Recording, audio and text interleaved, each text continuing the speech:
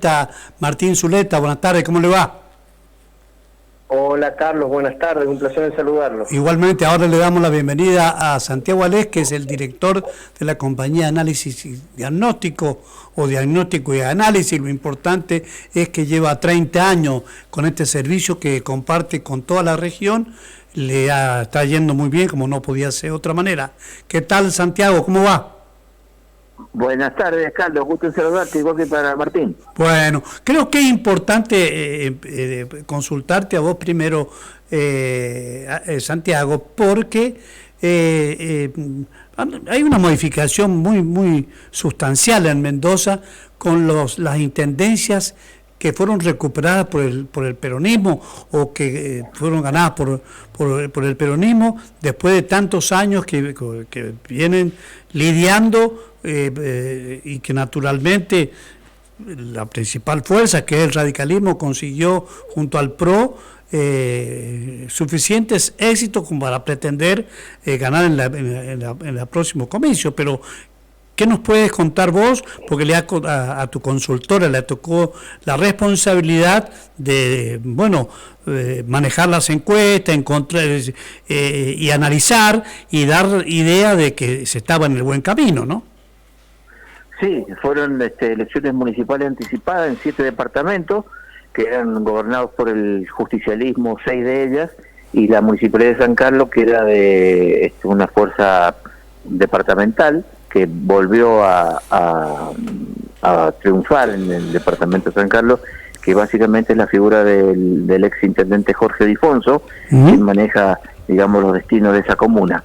En las otras 6 municipalidades que son del justicialismo tuvieron muy buena elección, con porcentajes superiores al 47 o 48%, sobre todo en Maipú, donde se pudo obtener un triunfo del justicialismo superior al 54% de los votos en juego. Y eso ha permitido que el escenario provincial, que se va a definir ahora el 24 de septiembre, empiece a tener otras características, ¿no? Sobre todo en la figura de Omar de Marchi, que ha sido una extinción de lo que sería Cambia Mendoza, y hoy en varios sondeos, en varias encuestas, aparece como el candidato más votado. Muy cerquita está Alfredo Cornejo, que va por un segundo mandato. Está muy estrecha la diferencia entre ambos, ¿no? El de 2 a 3 puntos, no más de eso. ¿Y cuánto, Santiago, sí. ¿Y cuánto, con qué porcentaje ganó cuando le tocó ganar? Porque en Mendoza no son consecutivas las gobernaciones. ¿Te acordás los datos que tuvo Cornejo? Cuando él gana, Cornejo gana con el 44% más o menos. Después volvieron a repetir en las elecciones del 21, del 19, ganaron con el 51%, que fue Rodolfo Suárez. Sí. Después en el 21 ganaron con el 43% y hoy ha bajado mucho. Hoy no llega a 30 puntos la intención de voto de Cornejo. Bien. Como también la evaluación de la gestión provincial está muy baja, tiene 71% de evaluación negativa el gobierno provincial. No pasa por su mejor momento, eso también ayuda a que la gente mire electoralmente hacia otro lado, ¿no? Claro. Martín, lo está escuchando, Ale. Hola Santiago, un placer en saludarlo. Igualmente, Martín, ¿cómo estás? Bien, me llama la atención del escenario de Mendoza, que usted conoce muy bien, es, digamos, esa incapacidad del justicialismo, por lo menos a nivel provincial, de haber recuperado terreno, aún cuando la gestión de gobierno ha perdido tantas adhesiones. ¿Cómo explicaría usted ese fenómeno? Acá el justicialismo de Mendoza está dividido, muy dividido, entre los que son pertenecientes al campo kirchnerista y los que se denominan no kirchneristas, ¿no? Entonces esto ha sido que el justicialismo no tenga unidad hoy por hoy, ¿no? Tuvieron una interna hace poco tiempo y fue bastante brava. entre el kirchnerismo y el no kirchnerismo, y han quedado las heridas abiertas todavía, ¿no? ¿Cuándo Y en empezó, Mendoza, en general, perdón Santiago, ¿cuándo sí. empezó el peronismo inmerso con Néstor o con Cristina? Sobre todo con Cristina. Con Néstor estaban más unidos, que sería del 2003 al 2007. Sí. De esa época estuvo más unido. A partir de la... ¿Y quién ganó ahí? ¿Quién ganó en Mendoza en el 2003? En el 2003 gana Cobos. Hasta el 2007. En el 2007 Cobos va como vicepresidente de Cristina y asume Celso Jaque, que fue justicialista, y en el 2011 vuelve a ganar el justicialismo con Francisco Pérez. Bien. En ese periodo, entre Jaque y Pérez, es donde empieza a haber la ruptura dentro del justicialismo mendocino, que a partir del 2011 ha venido perdiendo prácticamente todas las elecciones, ¿no? Claro.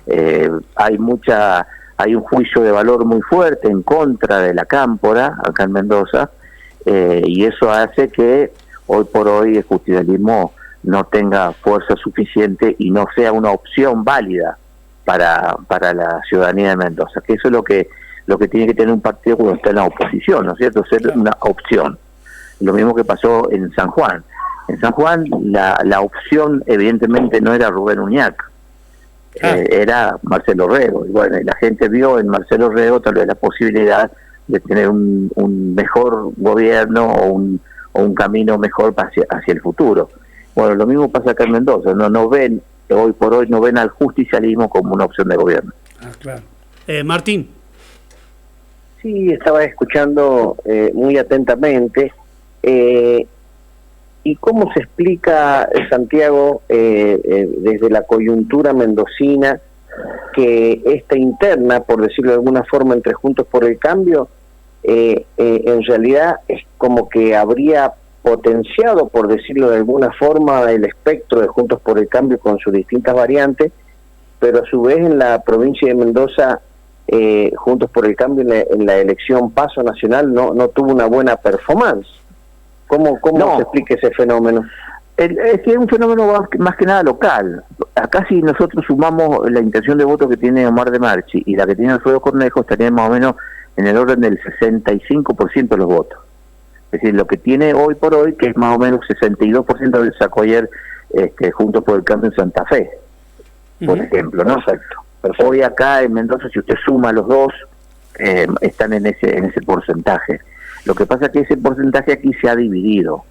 Evidentemente en su momento, cuando se eligió o cuando se pretendía elegir a un candidato, la figura de Alfredo Cornejo no era la más convocante, pero internamente él presionó y terció ciertas y determinadas voluntades para volver a ser candidato, y ahí fue donde empezó un poco la debacle de la unión que había entre los radicales y el PRO acá en Mendoza, y surge la figura de Omar de Marchi como una alternativa dentro de Cambia Mendoza, y hoy por hoy está primero por lo menos en varias de las encuestas. Esto va a tener un final abierto como lo fue en Neuquén, donde gana la extinción del movimiento popular neuquino, porque gana por 2,5 puntos, o como en Chubut, donde ganó el gobernador ganó por 1,5 puntos.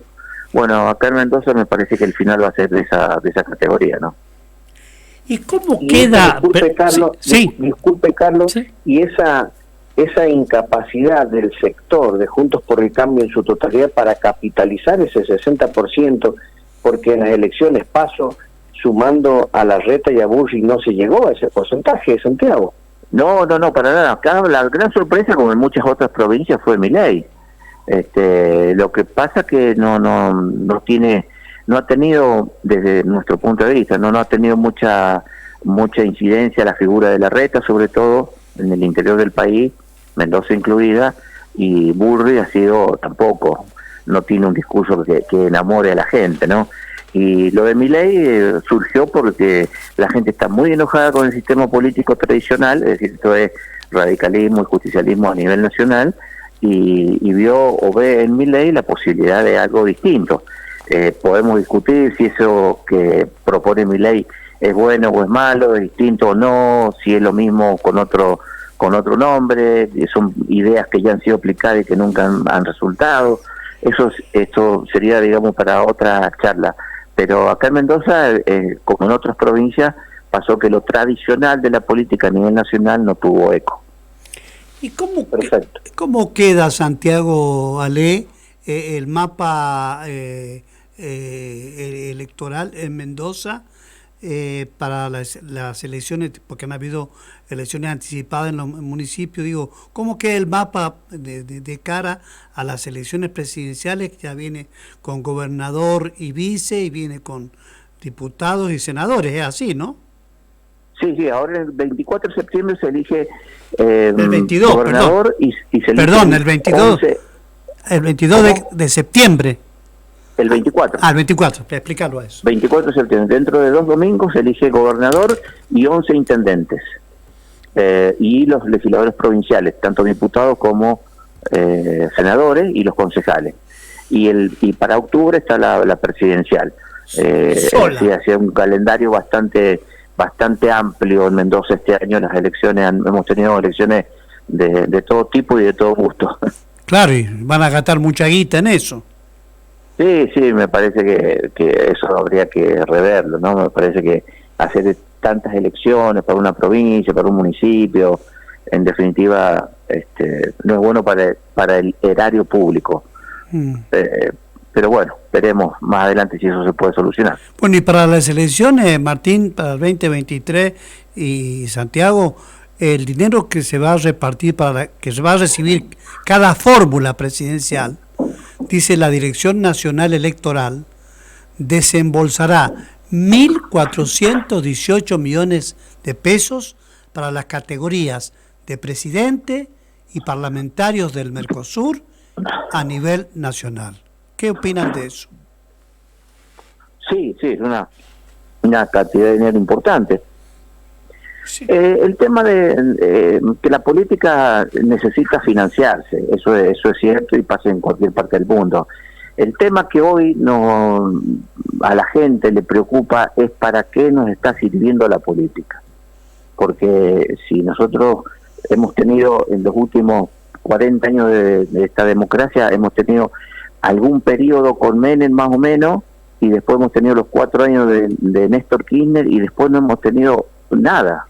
Es decir, hemos tenido siempre un país hacia abajo, bajando cuesta en la rodada, descendiendo, teniendo muy pocas posibilidades de mejorar, de crecer, y hoy nos encontramos con un país con 50% de pobres, donde de cada 100 niños de 0 a 14 años, 40 niños no cenan en nuestro país. Y repito el número, de cada 100 niños de 0 a 14 años, 40 no están cenando. Entonces, y digo, esto significa que hay que seguir financiando la política. Entonces, cuando la política no nos da la respuesta a los ciudadanos, es que estos números llaman la atención y, bueno, seguramente la gente se preguntará para qué. Claro. ¿Martín?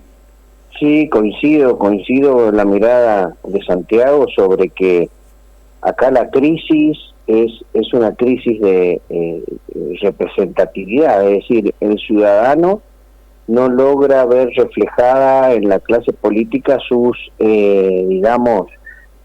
necesidades, no advierte que la clase política esté trabajando sobre las reales demandas de la sociedad, y vemos una clase política encorsetada en luchas de poder, con una mirada bastante maquiavélica. Estaba escuchando atentamente a Santiago cómo estaba explicando la división de Juntos por el Cambio para estas elecciones, y decía concretamente de que, bueno, que a Cornejo no le daban mucho los números y que se empecinó en llevar lo mismo adelante su candidatura, y eso fracturó, quebró, por decirlo de alguna forma, la unidad en Juntos por el Cambio.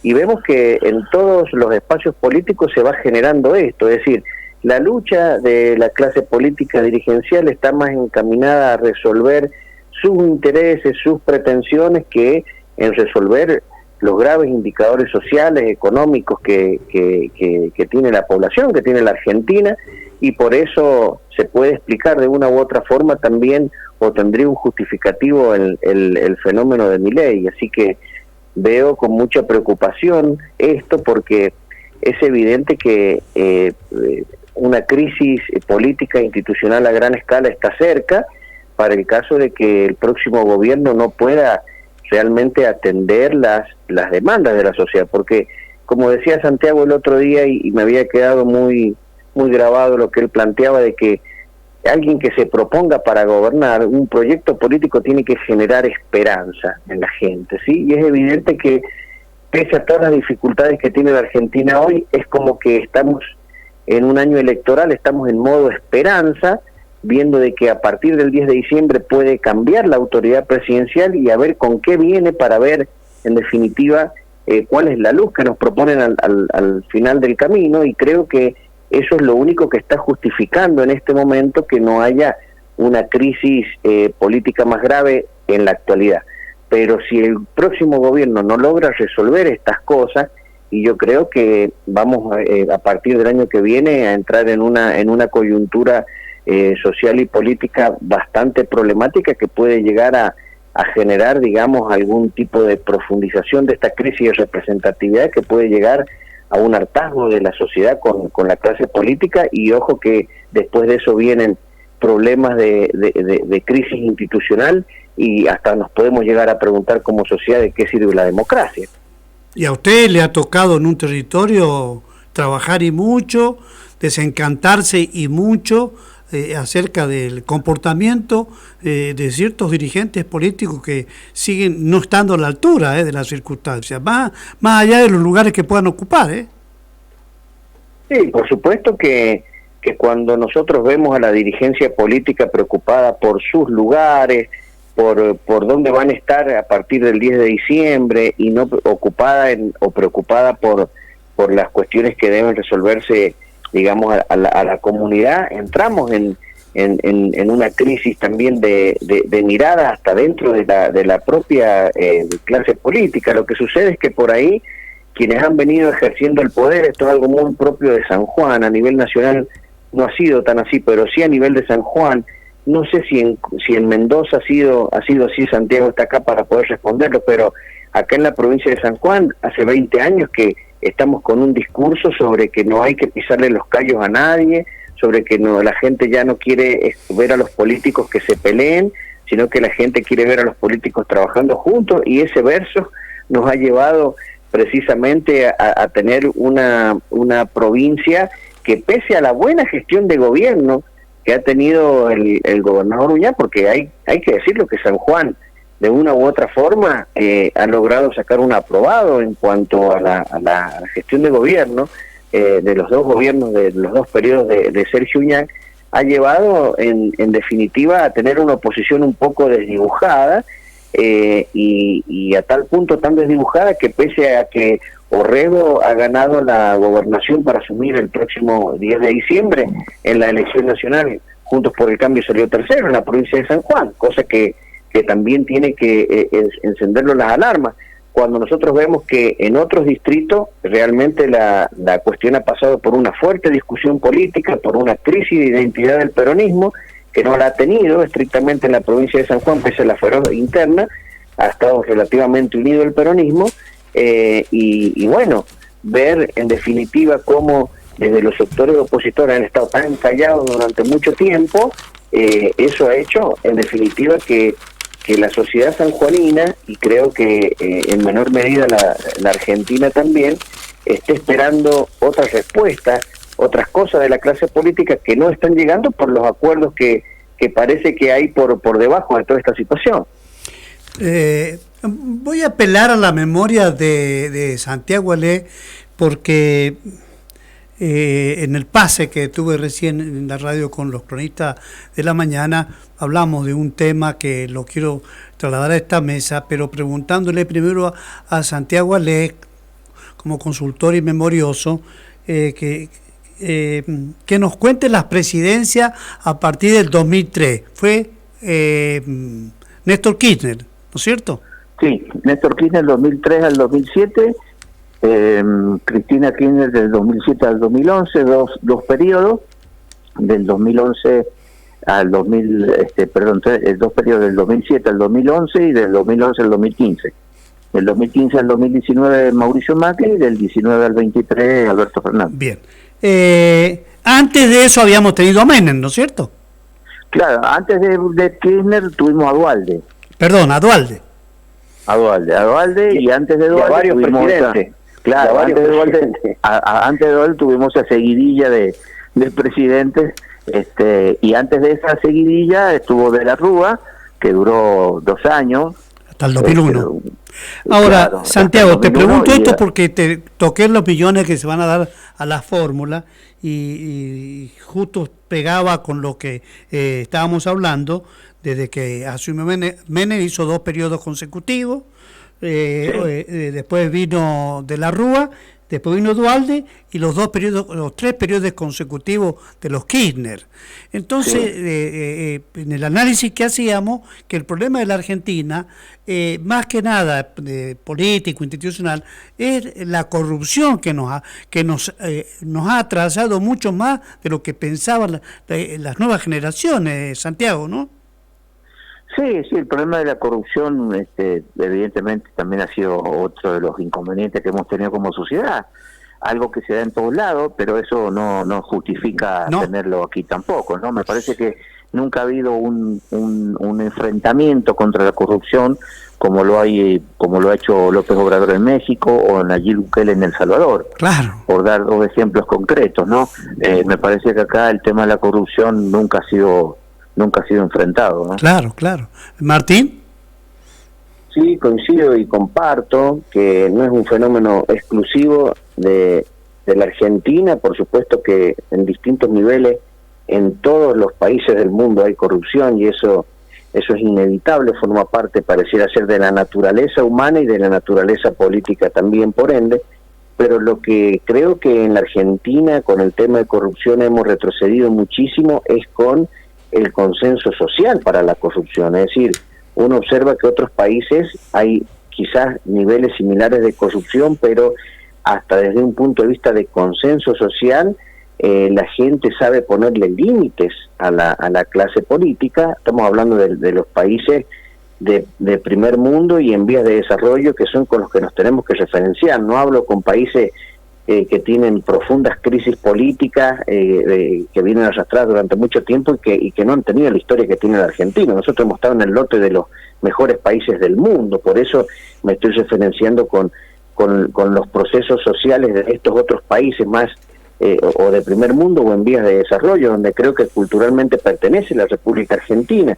Creo que dentro de ese lote de países, lamentablemente, el problema que tenemos como sociedad con la corrupción es que hay un consenso social, es decir, no hay, digamos, la clase política no avisora que tenga consecuencias negativas sus acciones corruptas, porque el electorado sigue, en definitiva, sin poner arriba de la mesa el tema de la corrupción. Es decir, que más allá de los actos de corrupción que pueden llevar adelante los políticos, el electorado argentino sigue consintiendo esa forma tan, digamos, tan nefasta de conducirse la clase política.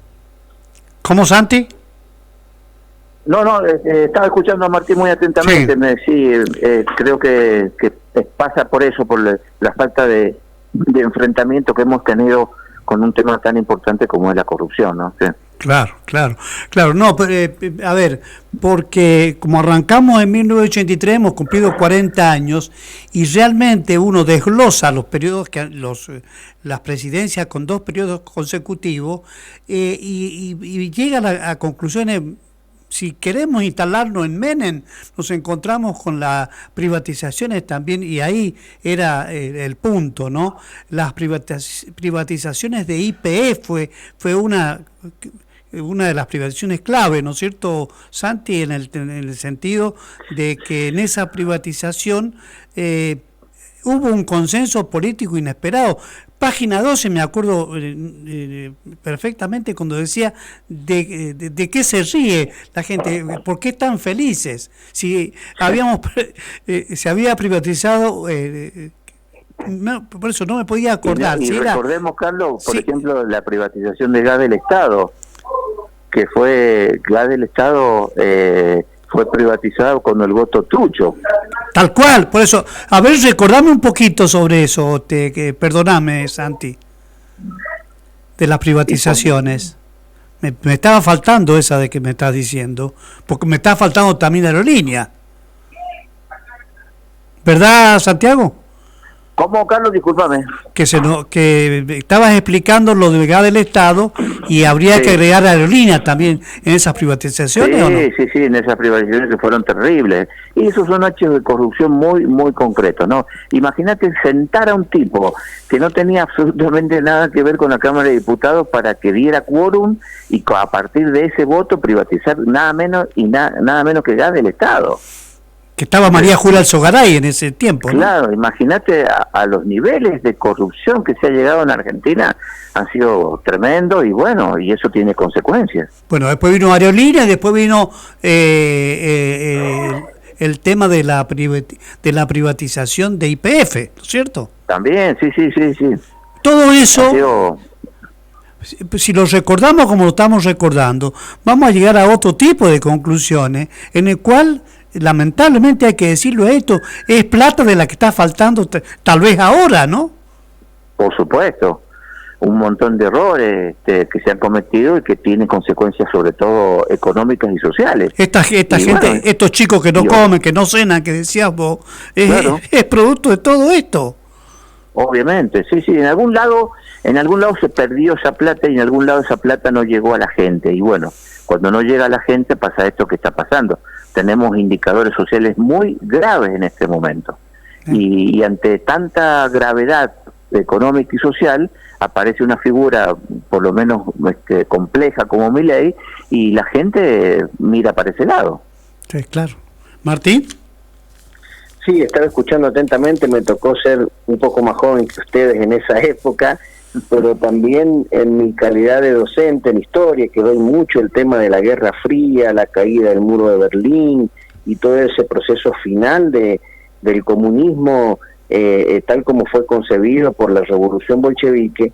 Era evidente que, el primer gobierno de Menem y los gobiernos de Menem estuvieron sobre todo muy, en definitiva, marcados por esa impronta hacia donde corría el mundo en ese momento. Es decir, por ahí a veces, cuando descontextualizamos los hechos y las coyunturas y no las ponemos, digamos, en orden a lo que estaba sucediendo en ese momento, es evidente que por ahí tenemos algunas visiones que vistas desde hoy pueden ser acertadas, pero que en ese momento no estaba tan claro. ¿Qué quiero decir con esto? Que la impronta que le dio Menem a su gobierno y con esta ola de privatizaciones iba en sintonía con lo que estaba sucediendo en el mundo en ese momento, en donde se hablaba, hasta si ustedes se acuerdan, se hablaba hasta del fin de la historia, es decir, que el capitalismo quedaba como la única ideología imperante hacia donde había que ir, porque había caído el gran oponente que es el comunismo, y obviamente que en esa ola de cuestiones Menem se convirtió a la Argentina en el discípulo preferido del consenso de Washington, del nuevo capitalismo que comenzaba nuevamente a pulular por el mundo con las consecuencias positivas y negativas que trajo eso después. Claro. Y por supuesto no debemos olvidarnos, yo recuerdo haber sido muy chico y ustedes deben haber sido un poco más grandes que yo, que con el retorno de la democracia, con el gobierno de Alfonsín, también teníamos una situación económica compleja, en donde, por ejemplo, nosotros no lográbamos hacer despegar de alguna forma, de alguna manera, todas las empresas estatales que prestaban un sinnúmero de servicios. Puedo pensar en telefonía, porque usted me está hablando de la privatización, sí, de todo lo que tiene que ver de las privatizaciones. Tenemos la telefonía, la CAT cuando se privatizó era una compañía del Estado que prácticamente había fracasado en su digamos, misión o función principal, que era brindar un adecuado servicio de telefonía. No me imagino cómo habría sido una Argentina con el boom que vino después de Internet sin inversiones, por ejemplo, en ese área tan sensible.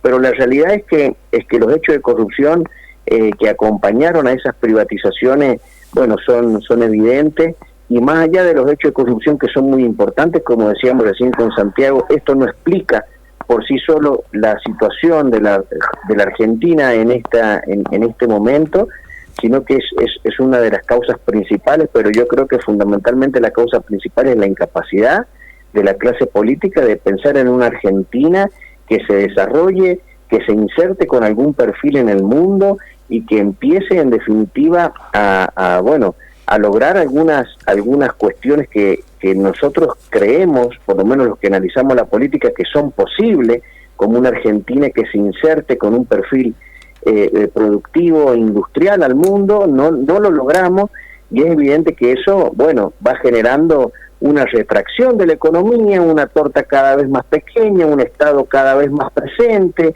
pocas inversiones privadas, ya sean nacionales o extranjeras, que va provocando que todo el peso recaiga sobre el Estado, sobre la clase política, y así como en su momento las privatizaciones trajeron corrupciones, porque el gran protagonista fue el gobierno y el Estado que llevó a cabo esas privatizaciones. Hoy también el protagonista es el Estado, en razón de que es el único que la sociedad visora como con posibilidades de generar algo, generar empleos, porque no llegan las inversiones privadas a la República Argentina, y creo que hay mucho que trabajar sobre eso, y mientras más presencia del Estado tengamos en algunas cuestiones, más niveles de corrupción van a haber, por supuesto.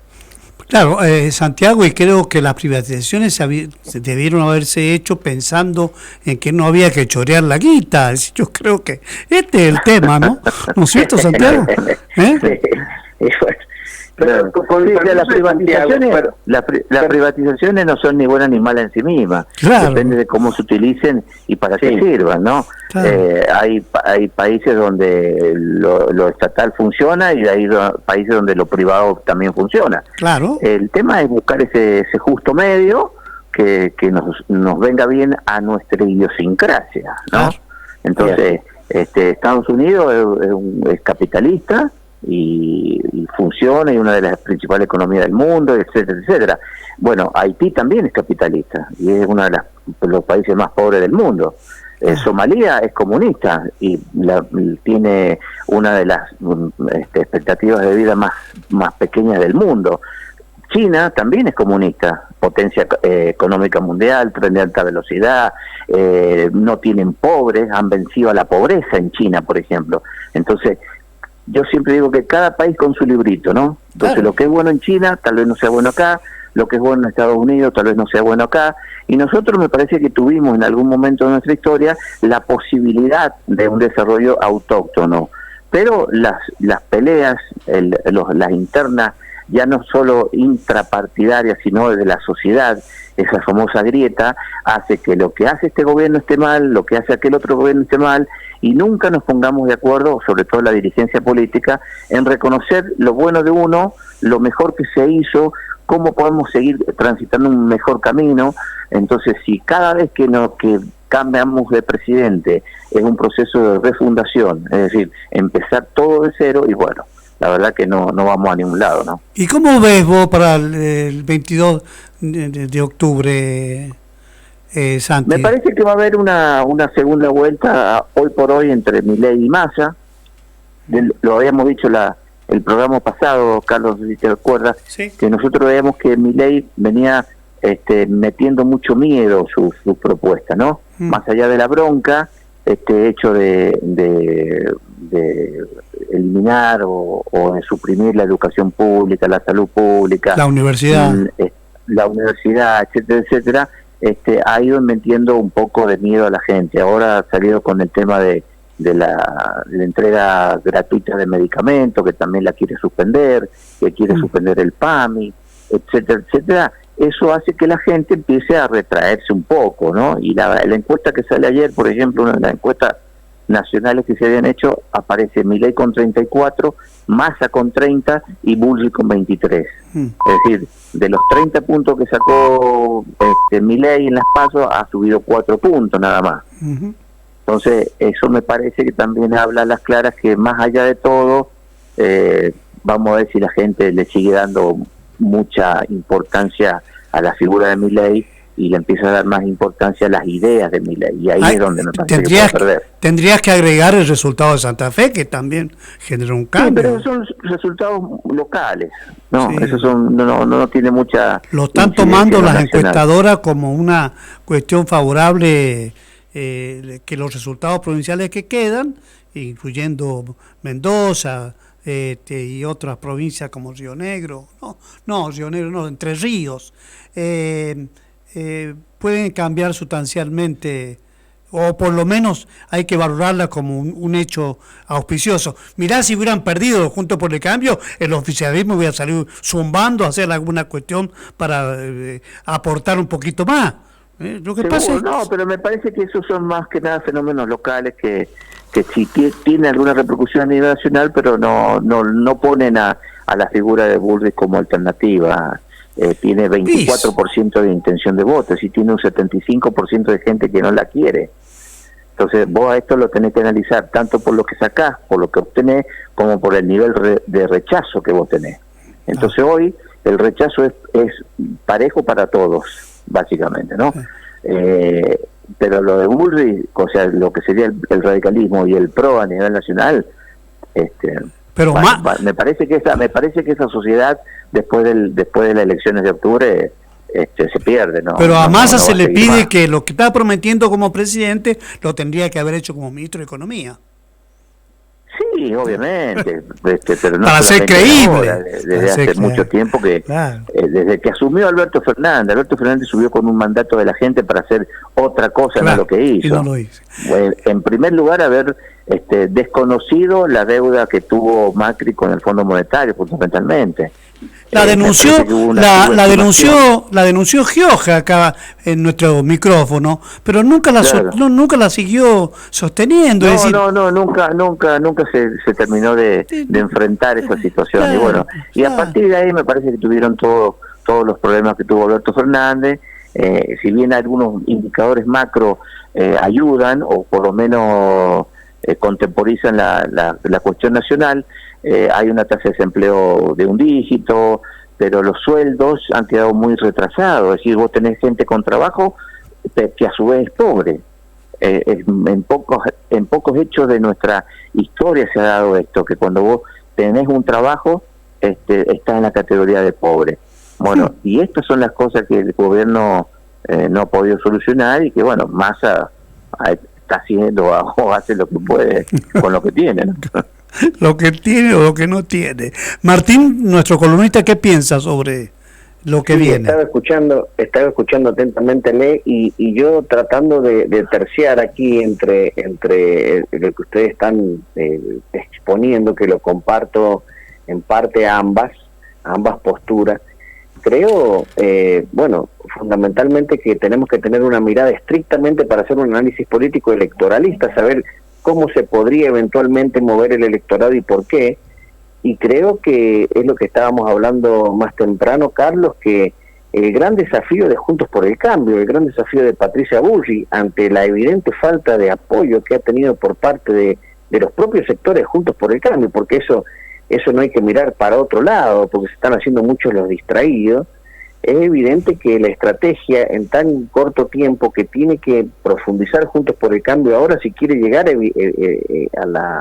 al balotaje y eventualmente a la presidencia, es fundamentalmente trabajar en el traspaso de los votos de los gobernadores electos en su distrito hacia Patricia Bullrich, porque evidentemente lo que nos está mostrando el avance del calendario electoral es que no se incrementa la cantidad de electores que concurren a las urnas. Es mentira que están esperando que la próxima elección ya van a ir a votar y ya vamos a ver. No, evidentemente, a medida que avanza el calendario electoral, se está confirmando, lo que veníamos hablando en otras intervenciones, y que creo que con Santiago también lo hemos hablado, de que este bajo porcentaje de gente que está concurriendo a las urnas forma parte también de este fenómeno de rechazo generalizado hacia la clase política, y creo que en ese escenario se vuelve más fuerte el oficialismo, que no hay que subestimar las posiciones del masismo, acompañado o no por Cristina, porque Cristina tampoco termina de darle un espaldarazo como corresponde a Massa,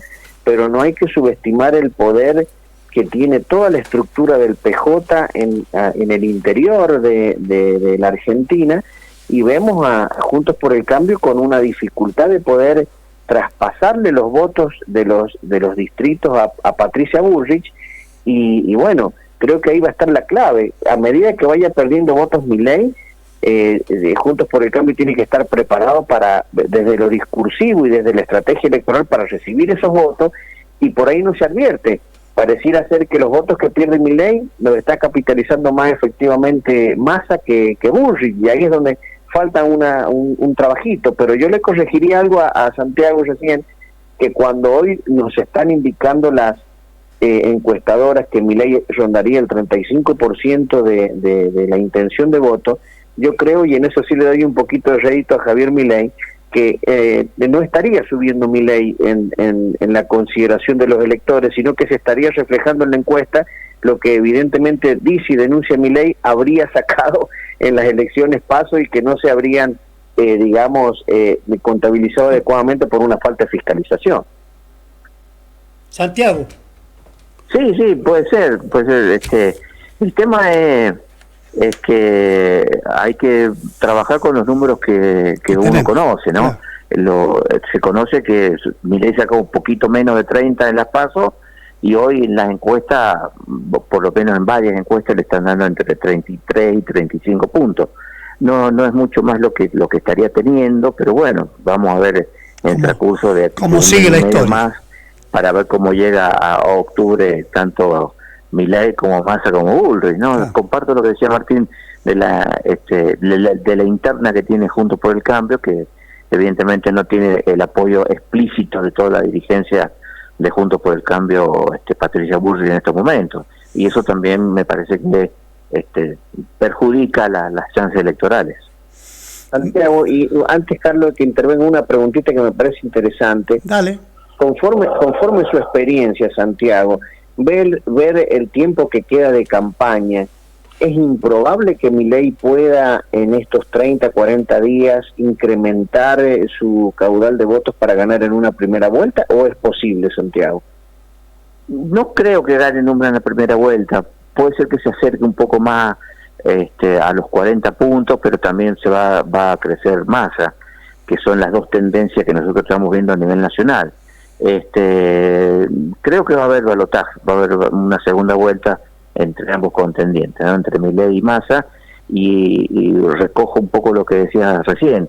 No hay que subestimar al justicialismo, sobre todo en época de campaña, porque el justicialismo tiene una maquinaria electoral importante y ha puesto en juego hoy por hoy la mística, ha puesto en juego su pasado glorioso para muchos, las muchas conquistas sociales y económicas que se han dado con el justicialismo. Entonces eso, nosotros que somos bastante guitarreros los argentinos, ¿no?, que somos bastante melancólicos, me parece que esas cosas terminan dándole algún plus al justicialismo, ¿no?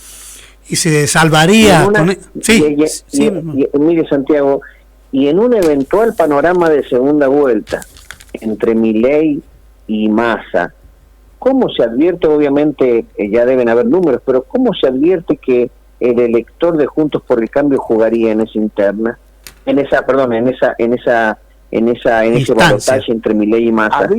Había una serie de estudios anteriores a las PASO que decían que los votos de Larreta, eso sí, estaban más inclinados en una segunda vuelta a apoyar a Massa, y que los votos de Bullrich, de no entrar en el balotaje, estarían más dispuestos a apoyar a Milei.